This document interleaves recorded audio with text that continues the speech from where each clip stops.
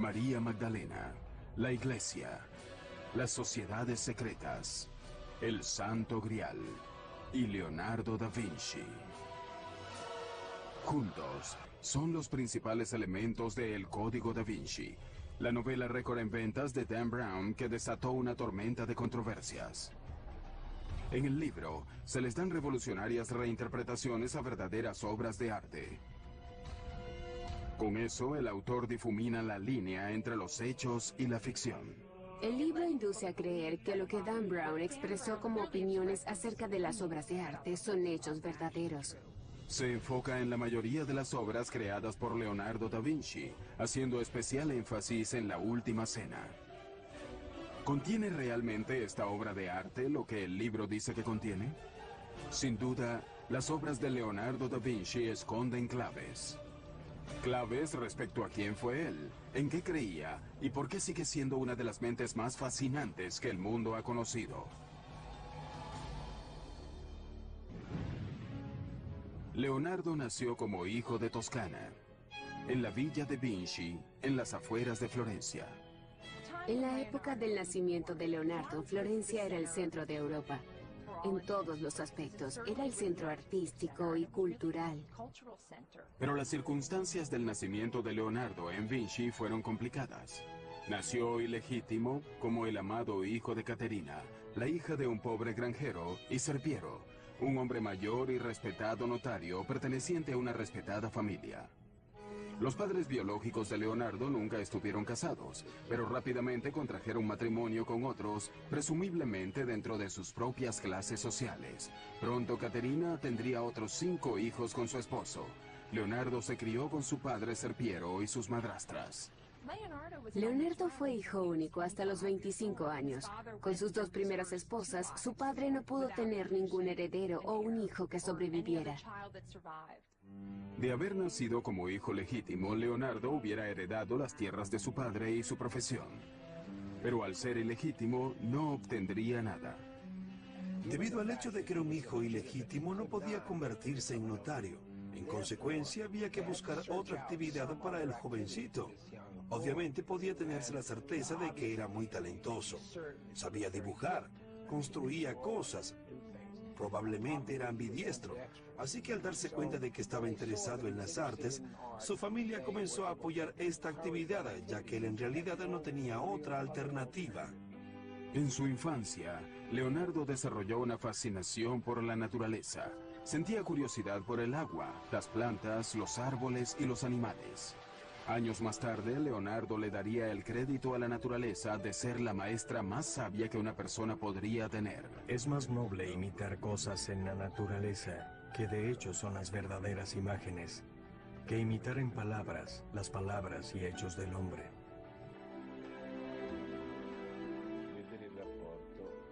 La relación de Leonardo con la naturaleza que rodeaba a Vinci fue muy importante porque le aportó mucho a la evolución de su pensamiento y en consecuencia de su trabajo. De adolescente, se mudó a Florencia con su padre y tuvo la oportunidad de hacer algo con su talento. Lo enviaron como aprendiz al taller del artista Andrea del Verrocchio. Su padre parece haber sido fundamental en el reconocimiento de su talento cuando era joven, al llevarlo al taller de Andrea del Verrocchio, donde tendría las mejores posibilidades de tener éxito. El taller de Verrocchio era prácticamente una universidad de las artes. El joven Leonardo aprendió a dibujar, a pintar, a forjar el bronce, a tallar muebles y a diseñar estandartes para los desfiles. Destrezas todas que necesitaba para convertirse en un artista profesional. Lo que es inexplicable es la chispa de su genio. ¿Cómo sucedió? No creo que lo sepamos. Las obras de arte que se producían en el taller de Verrocchio eran comisionadas por los ricos y poderosos de Roma, especialmente por la familia que gobernaba la ciudad, los Medici. De este modo, ellos siempre tuvieron un papel preponderante, ya fuera encargando las obras directamente, facilitando este ambiente de aprendizaje o comisionando las obras a través de sus amigos. Leonardo entró en contacto con excepcionales proyectos en el taller de Verrocchio. Una de las cosas más interesantes que hizo, o que ciertamente observó, fue el emplazamiento de la bola dorada en el tope de la Catedral de Florencia, que que tenía un diámetro de casi 5 metros, fue un gran reto tecnológico. La bola estaba hecha con 2 toneladas de cobre dorado. Verrocchio creó el mecanismo para elevarla hasta su morada final en el propio tope del domo. Este logro de la ingeniería causó un sólido impacto en el joven Leonardo. Por el resto de su vida buscaría los retos técnicos así como los artísticos. Y muchas de estas obras fueron hechas para la familia Medici. Así que esto fue muy importante para Leonardo porque no solo lo entrenó, como presumimos, en una variedad de destrezas, sino que le dio las conexiones que probablemente lo llevaron hasta la familia Medici. Para la edad de 20 años, Leonardo completó su aprendizaje con Verrocchio y se registró en el gremio de pintores de la ciudad, un paso necesario para convertirse en artista profesional. Bajo el ala de Verrocchio, él completaría su primer trabajo notable. Le asignaron el trabajo de pintar un ángel en el cuadro de Verrocchio, El Bautismo de Cristo. Sin embargo, fue la contribución de Leonardo la que resaltó. Por primera vez en la historia de la pintura, Leonardo representó una figura volteada hacia el espectador. Esto fue una especie de revolución en la historia del arte. Porque hasta ese momento, cada figura, cada persona se representaba frontalmente, de una manera estática, arcaica y medieval. Esto introdujo el movimiento en las figuras. Llega Leonardo, pinta la cabeza del ángel en el bautismo de Cristo. Y Verrocchio dice, ¡ay Dios!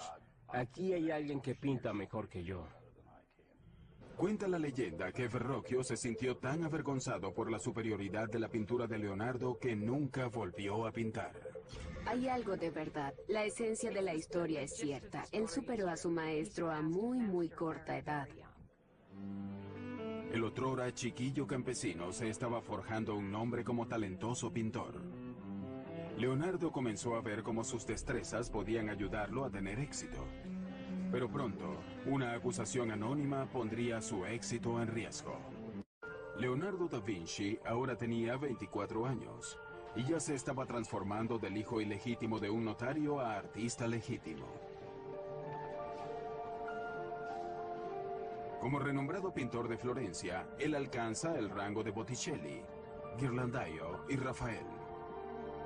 Para este momento se dice que Leonardo ya había terminado algunas pinturas notables, La Anunciación y un retrato de Ginevra de Benci. Había tenido un gran aprendizaje en el estudio de Andrea del Verrocchio. Sus técnicas e ideas estaban evolucionando, pero la competencia era feroz.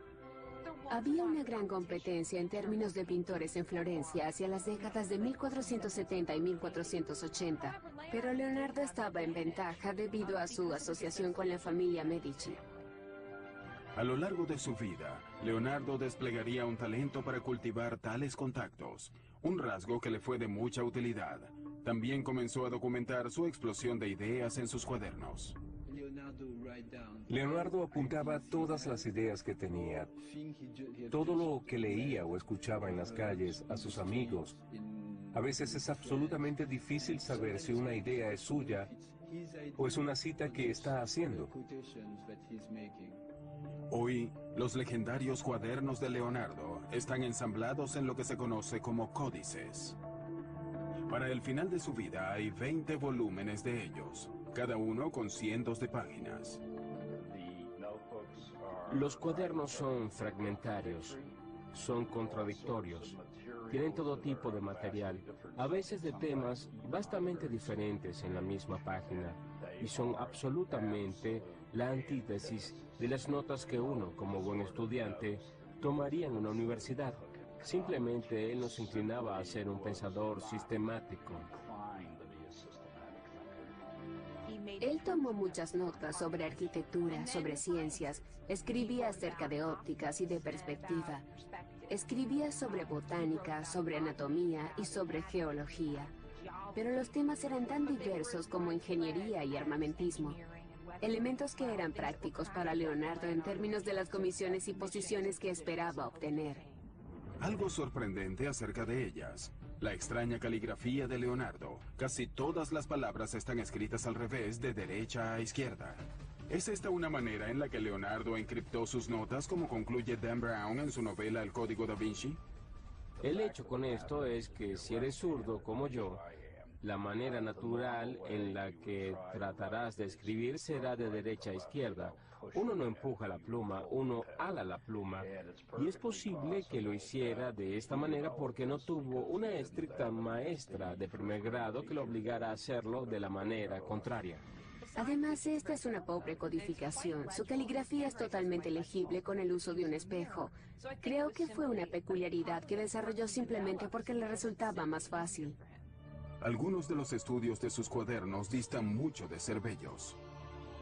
Algo muy claro en Leonardo es ese contraste acerca de cómo se reconocen las cosas. En otras palabras, para conocer lo bello tienes que conocer lo feo y viceversa.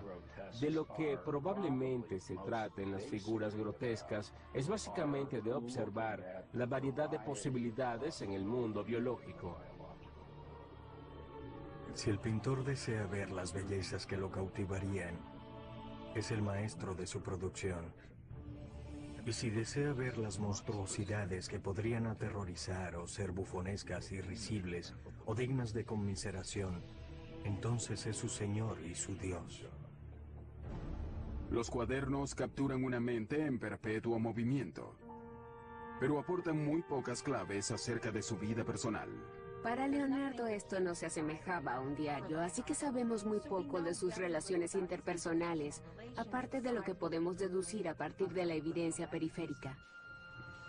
Uno de los asuntos que queda sin aclarar es respecto a la sexualidad de Leonardo. Lo que sabemos es que cuando tenía 24 años, Leonardo fue repentinamente detenido por la policía secreta de Florencia. Alguien lo había acusado anónimamente de sodomía con un hombre de 17 años. Si la acusación fue cierta o no, es imposible saberlo. Pero Leonardo se sintió humillado y en peligro. El castigo por sodomía podía ser tan simple como una multa o tan extremo como una ejecución. 2 meses después, Leonardo fue llevado a juicio, pero no encontraron evidencias en su contra. No se presentaron testigos, y tan rápido como aparecieron, los cargos fueron retirados. Pero fue un aterrador llamado de alerta. Esto parece sugerir que al menos desde el principio se creyó que Leonardo era homosexual. Es posible que él haya tenido algún tipo de relación con hombres, pero en el contexto del taller de un artista en el siglo XV, eso quizás no fue una gran cosa. Sin embargo, en sus escrituras, Leonardo parece desdeñar el sexo en general. El acto de la cópula y los miembros que en él participan son tan grotescos que si no fuera por los rostros y adornos de los actores y los impulsos sostenidos, la raza humana se extinguiría.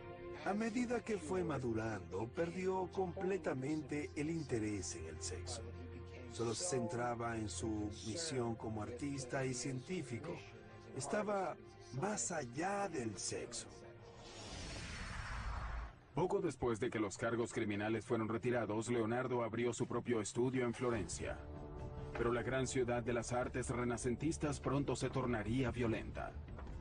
Un sangriento golpe planificado por el Papa y un colaborador amenazó con derrocar a los Medici. Cuando el golpe fracasó, el Papa ordenó al ejército de Nápoles tomar a Florencia por la fuerza. Los pensamientos de Leonardo, como los de todos los demás, se volcaron hacia la guerra. Él comenzó a diseñar escaleras y otros aparatos para defender y subir por los muros de la ciudad. Esta fue una nueva escuela de pensamiento para Leonardo, la ingeniería militar, la que lo fascinaría durante toda su vida. Justo cuando parecía que todas las esperanzas estaban perdidas, la diplomacia de los Medici triunfó. Florencia estaba salvada. Leonardo regresó a sus lienzos y en 1480 comenzó a pintar a San Jerónimo. Él captó la imagen del angustiado santo golpeándose el pecho con una piedra en el desierto. Hoy, la pintura se encuentra en el Vaticano sin acabar, como tantas otras pinturas suyas. Sin embargo, la precisión de Leonardo con la anatomía humana hace que el dolor de San Jerónimo cobre vida. Leonardo ya tenía casi 30 años cuando Lorenzo de Medici envió a los mejores pintores de Florencia al Vaticano para decorar la nueva Capilla Sixtina. Era parte de una nueva tregua entre los Medici y el Papa. Muchos otros importantes artistas florentinos son escogidos, pero no Leonardo. Quizás él se sentía frustrado porque las cosas no se estaban manifestando. Pero Leonardo tiene una pequeña comisión para mantenerse ocupado. Un monasterio en las afueras de Florencia lo contrata para pintar el altar. El tema, la adoración de los Reyes Magos. Él debió haber estado desesperado para firmar el contrato para ese proyecto. Este especificaba que él se proveería sus propios materiales, y si no lograba finalizar el trabajo en 30 meses, perdería el derecho tanto a la paga como al cuadro. Debido a la ambigua composición del trabajo, Leonardo debió haber sabido que había problemas. Sin embargo, el trabajo que estaba surgiendo era pasmoso. Es un arte muy revolucionario. Se podía ver todo el arte nuevo que Leonardo estaba creando. Pero quizás era demasiado innovador hasta para él mismo, y lo dejó sin terminar. Sin embargo, es probablemente la primera pintura verdaderamente moderna de la historia.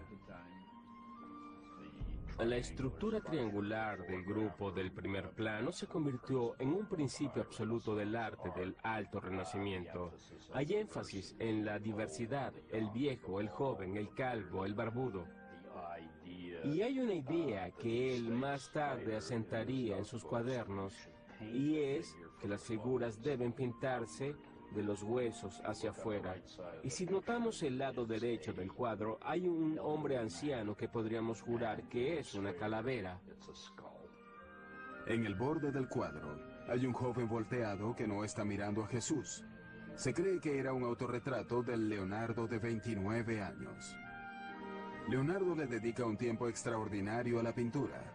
Sin embargo, nunca finaliza la adoración de los Reyes Magos. En el Código da Vinci, que es después de todo una obra de ficción, Dan Brown discute la adoración de los Reyes Magos, insinuando un descubrimiento moderno debajo de cientos de años de pintura. La realidad es un poco distinta. La verdad es que hace varios años el cuadro fue removido para hacerle un diagnóstico con la intención de restaurarlo. Y hasta donde sabemos no se hicieron cambios, ni se encontró nada subversivo debajo del cuadro, excepto para sugerir que quizás se realizó algún retoque posteriormente. Hoy, la adoración de los Reyes Magos se encuentra en la Galería Uffizi, en Florencia, expuesta al público, sin restaurar y dependiendo de a quien le crea usted, tal cual como Leonardo la dejó. Pareciera que el cuadro fue abandonado porque Leonardo se distrajo con algo fuera de los muros de Florencia. Algo que pondría a prueba sus habilidades, y no como pintor. Con la esperanza de dejar atrás sus dificultades en Florencia, Leonardo da Vinci decidió mudarse a Milán, Italia. Milán, la más septentrional de las ciudades-estados de Italia, era vulnerable a los invasores extranjeros. A diferencia de Florencia, conocida por las artes, Milán era un centro de producción de armas y tecnología militar. Leonardo esperaba tener nuevas oportunidades allí. Pero para tener éxito, él debía forjar lazos con el hombre más poderoso de Milán, el duque Ludovico Sforza, alias el Moro. Leonardo tenía ya más de 30 años cuando llegó a Milán. Había dejado a Florencia porque se sentía totalmente infeliz allí, pero también porque había escuchado que Ludovico, el Moro, quería construir una estatua muy grande para honrar la memoria de su padre.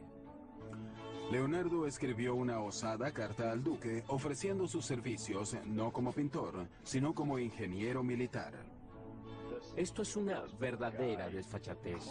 El hombre aseguraba que podía hacer todo tipo de cosas. Estas tenían principalmente que ver con tácticas de guerra, armas y defensa. Y él decía, yo puedo hacer todas estas cosas. Y es muy interesante porque a mitad de la carta cambia a tiempo futuro. En otras palabras, nunca las había hecho. Nunca había hecho nada de lo que decía, así que esta era una de sus grandes habilidades de autopromoción. Entonces llegó el final y dijo, postdata, figurativamente hablando, también puedo hacer arte para usted. Puedo hacer el gran caballo en memoria de su padre. La carta de Leonardo detallaba su propuesta de diseño de fortalezas, construcción de cañones y maquinaria de sitio. Uno de sus conceptos se adelantó cientos de años a su época. Inspirado por una caparazón de tortuga, Leonardo diseñó un tosco tanque. Su exterior estaría fabricado de placas de metal, curvadas para esquivar el fuego enemigo. Unos pequeños agujeros le permitirían a los hombres que estaban dentro devolver el ataque. La verdadera innovación sería la manera como se movilizaba. Una manivela movida por hombres o caballos impulsaría las 4 ruedas.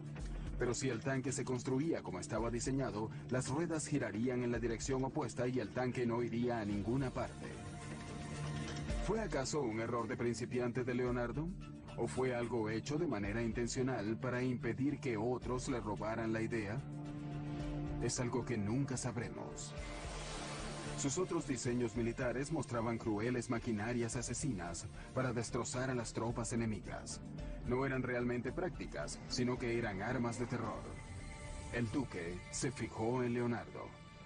Sin embargo, su primera comisión oficial no tuvo nada que ver con la defensa. Ludovico Sforza quería que Leonardo pintara un retrato de su amante, Cecilia Gallerani.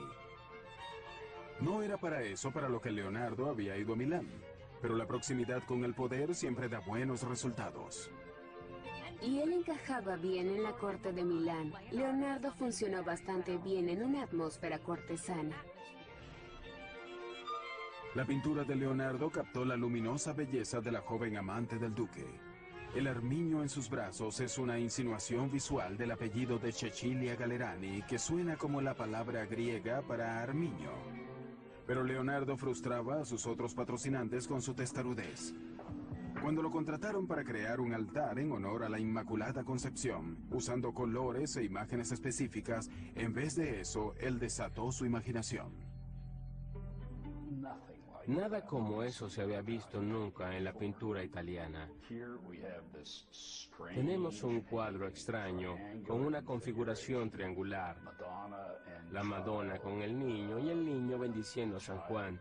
Y ese extraño ángel semejante a una esfinge. En un ambiente de estalagmitas y estalactitas, húmedo y seco, lleno de claros oscuros. La Virgen de las Rocas es una imagen inquietante, totalmente distinta a la que se suponía que debía pintar, y Leonardo no la terminó, al menos no en ese momento.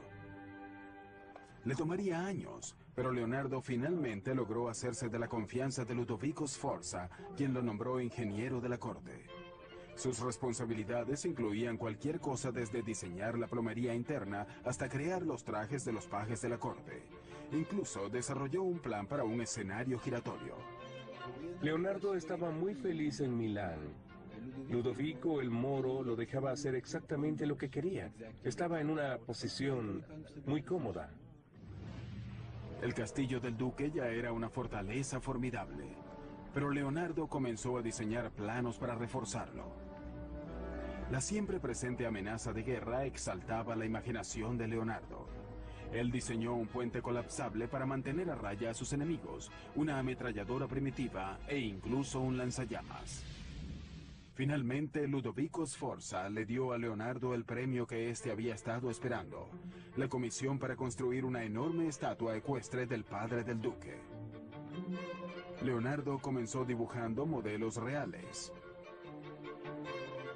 Estaba fascinado con los caballos. Dibujaba caballos por todos lados. Primero quería un caballo corcoveando, pero luego se decidió por un caballo al trote que, desde el punto de vista de la estática, era lo que podía lograr. Sforza deseaba que este fuera el más grande monumento ecuestre que el mundo hubiera observado.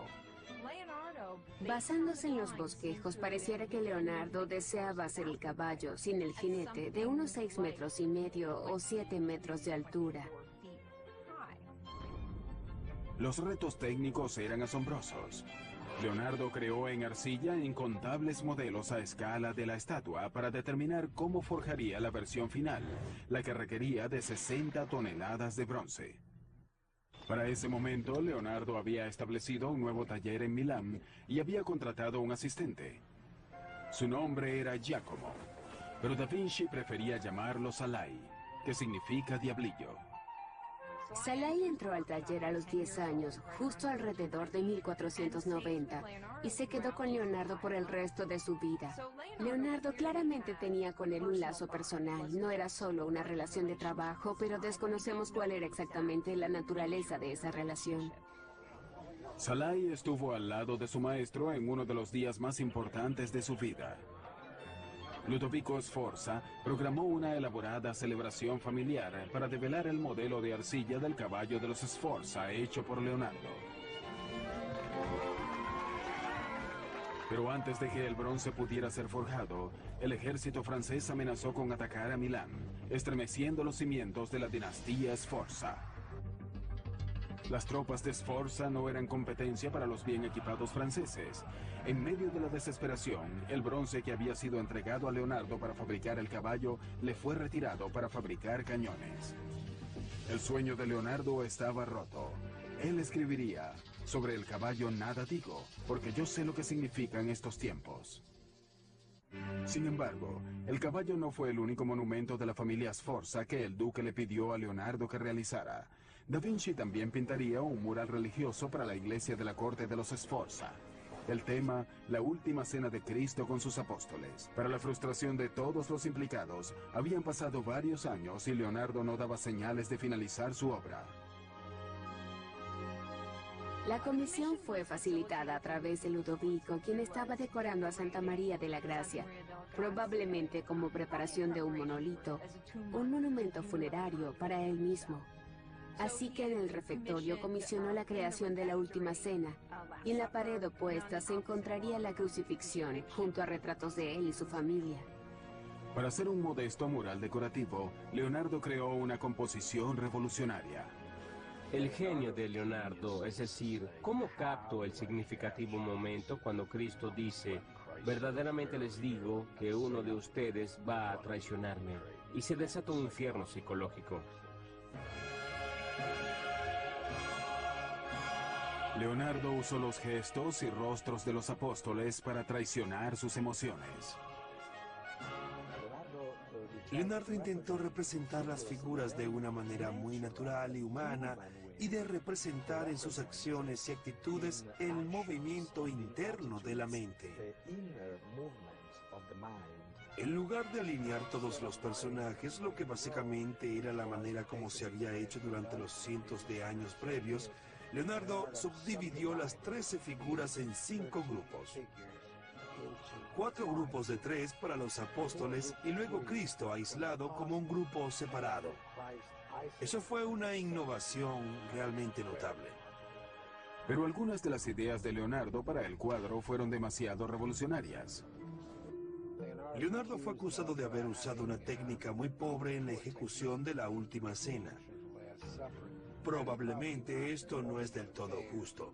El daño vino de la humedad subterránea que penetró en las paredes y nadie tiene control sobre eso. Como quiera que fuese, él estaba experimentando, y sabemos que 20 años después de que la obra fue hecha, cuando Leonardo todavía estaba vivo, ya a la obra la estaban llamando un fracaso. En el Código Da Vinci, Leonardo recibe el crédito de haber intentado algo incluso más revolucionario con la Última Cena.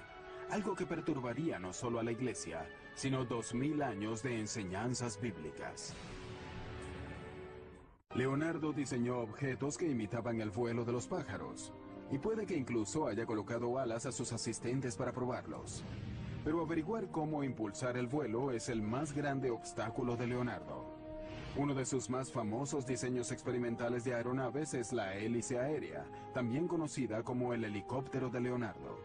Con más de 4,5 metros de ancho, era manejada por 4 hombres dando vuelta a una manivela para crear elevación. El peso en sí garantizaba que nunca funcionaría, pero puso a pensar a Leonardo. A continuación, él experimentaría con un ala articulada. Esto resultó en un diseño conocido como el ornitóptero de Leonardo, que agitaba sus alas para alzar vuelo. Él comenzó a pensar que tal vez podemos agitar nuestros brazos como si fuéramos a volar, pero se dio cuenta de que eso no era posible. Él estaba estudiando a los pájaros, pero más que nada empezó a estudiar a los murciélagos y finalmente da con la noción de deslizamiento. Así que él diseñó alas fijas y paracaídas con el fin de deslizarse en las corrientes de aire como las aves. Sin duda, esto hubiera funcionado. Desafortunadamente, el Dux de Venecia no estaba interesado en los inventos de Leonardo. Pero a principios del siglo XVI, los servicios de Leonardo como pintor de retratos tenían alta demanda entre la nobleza italiana. Sin embargo, estas comisiones poco le interesaban. Cuando una dama envió a un mensajero a averiguar por qué no había terminado su retrato, el mensajero le informó que Leonardo parecía harto del pincel. Uno pensaría que la gente que quería contratar a Leonardo, tanto los clientes como los patrocinantes, verían como algo desfavorable el hecho de que dejara tantos encargos sin finalizar, tantas obras de arte incompletas. Sin embargo, Leonardo siempre era increíblemente buscado por su trabajo. Leonardo finalmente regresó a Florencia, la ciudad de su juventud, para comenzar todo de nuevo. Pero pese a que Leonardo era muy famoso, alguien nuevo y más joven había capturado la imaginación de la ciudad. Miguel Ángel Buonarroti. Tenía solo 28 años, pero era increíblemente talentoso. Es maravilloso para la historia de Florencia que estos dos genios estuvieran en el mismo lugar y al mismo tiempo, pero existía rivalidad, al parecer, personal.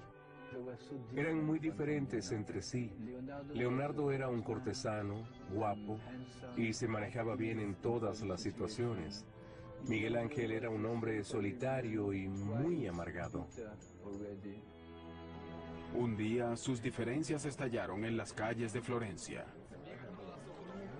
Al ser casi 25 años mayor que Miguel Ángel, Leonardo pudo haber sentido que estaba por encima de cualquier rivalidad. Su resentimiento aumentó. Leonardo comenzó a buscar encargos fuera de Florencia. Y en 1502 se le presentó una posibilidad única con uno de los tiranos más sanguinarios de Italia. En los primeros años del siglo XVI, Leonardo trabajaba para César Borgia, quien era hijo ilegítimo del Papa Alejandro VI. Era un militar y estaba básicamente al mando de las tropas papales. Borgia era despiadado en su intento por consolidar el imperio de su padre, el que pensaba reclamar como propio algún día. Para Borgia, Leonardo sirvió como ingeniero militar, trazando mapas con una certeza digna de un águila. Esto fue una clave para el éxito en batalla. Leonardo hacía conexiones muy poderosas porque era inteligente en términos de manipular sus destrezas y colocarse donde necesitaba estar. Pero un día, Borgia ordenó la ejecución de un amigo de Leonardo. No pasaría mucho tiempo antes de que rompieran lazos. En el verano, Leonardo regresó a Florencia y una vez más tomó su pincel. Comenzó un retrato menor que se convertiría en la pintura más celebrada de la historia del arte. Es la espiritualidad inherente de la criatura humana lo que Leonardo logró plasmar en este cuadro que le confiere a la figura humana una especie de majestuosidad. Se ha dicho que la Mona Lisa tenía ictericia, que era una mujer embarazada, que era un travestido, pero lo cierto es que la Mona Lisa es un gran cuadro. Según recuentos de los primeros biógrafos, la Mona Lisa es un retrato de Lisa Gioconda, la esposa de un mercader. Pero eso está muy lejos de ser cierto. Para Leonardo, la Mona Lisa siempre fue un trabajo en progreso, un intento de perfección. Es un retrato que nunca fue entregado a quien quiera que lo haya encargado. Leonardo se quedó con él hasta el final de su vida. Hoy, el cuadro se encuentra en el Museo del Louvre, en París, protegido por un cristal antibalas como un tesoro nacional de valor incalculable.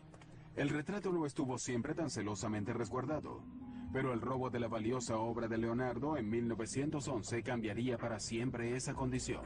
Una mañana de verano, un ex empleado del Louvre removió a la Mona Lisa de la pared, pasando desapercibido, y salió por la puerta con ella bajo su abrigo. Su motivo, él sentía que el cuadro debía ser devuelto a Italia. Al final fue un acto de nacionalismo ante la idea de que la Mona Lisa debía exhibirse solo en una galería en Italia.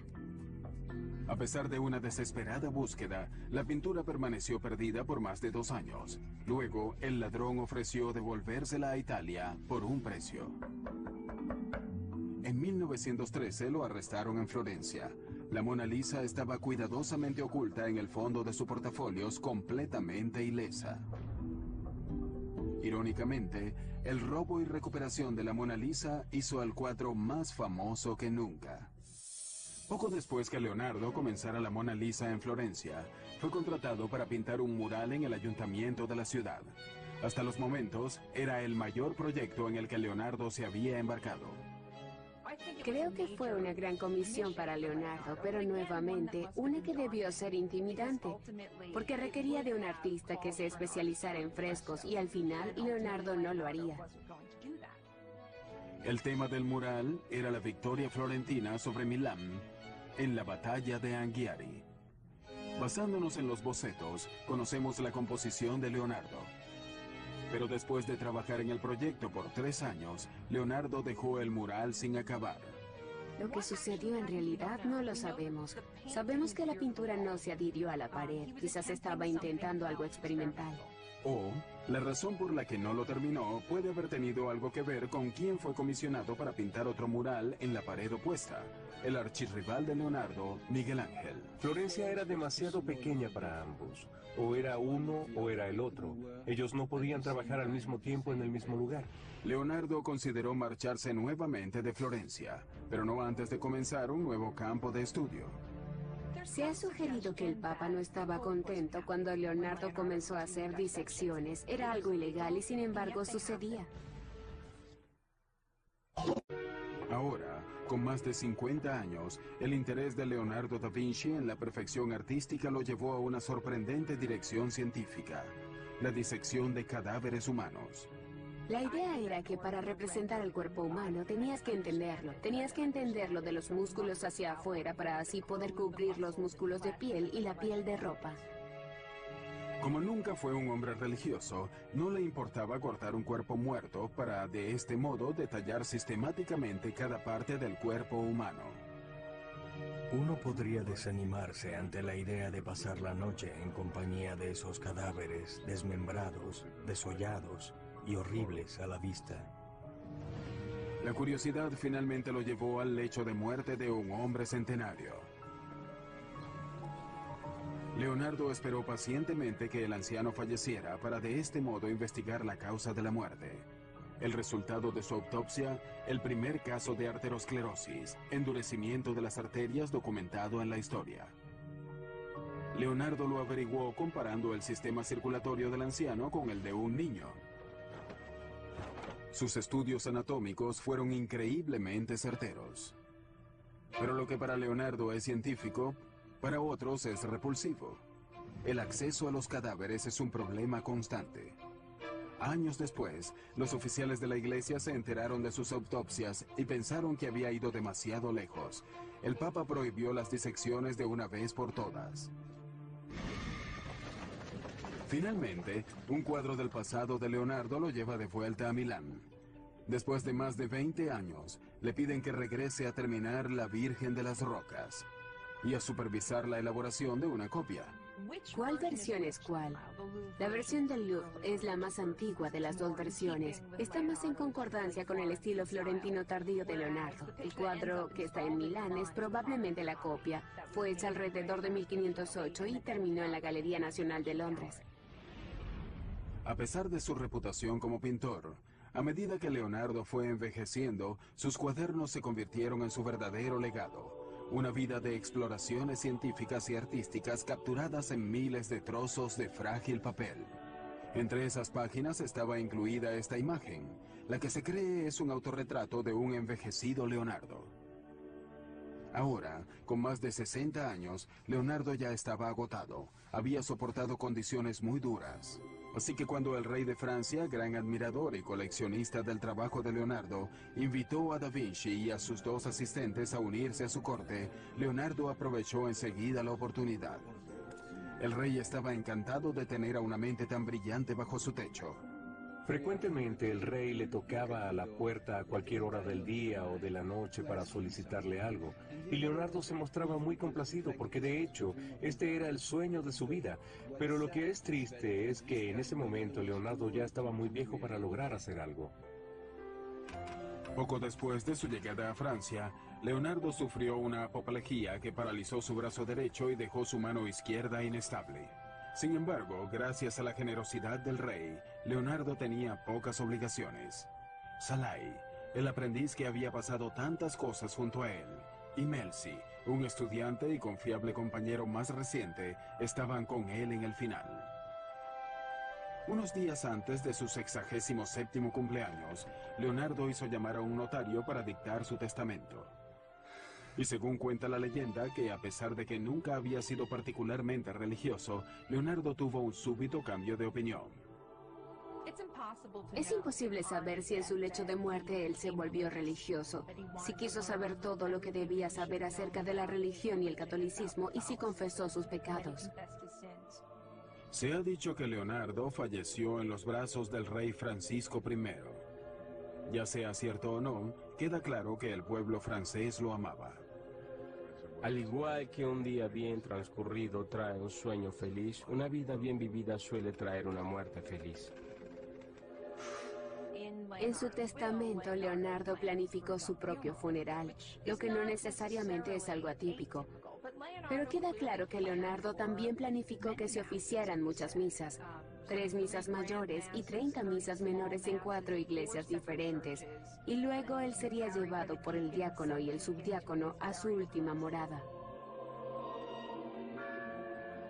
Después de la muerte de Leonardo, los cuadros y cuadernos que siempre, incluyendo la Mona Lisa, tenía con él, fueron legados a sus asistentes. Con el correr de los siglos, han encontrado su lugar en colecciones en todo el mundo. No es imposible que en algún lugar todavía se encuentren estudios, bocetos o incluso un cuadro que pueda pertenecer a Leonardo. Todavía es una cacería de tesoros. Está fuera del salón ahora, al teléfono por $28 millones.